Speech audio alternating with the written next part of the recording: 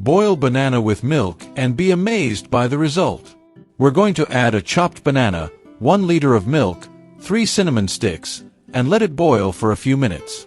Once the milk boils, remove the cinnamon sticks from the pot and add 395 grams of condensed milk, 65 grams of powdered milk. Keep stirring constantly until the banana starts to break down in the milk. With the banana nice and soft and the mixture smooth, we'll transfer everything to the blender. Blend for a few minutes until the banana is fully dissolved and you have a creamy mixture. Once the mixture reaches a smooth, creamy texture, we can turn off the blender. Now, just pour this delicious cream into small plastic cups. After distributing the mixture in the cups, insert a popsicle stick in the center of each one, as I'm doing here.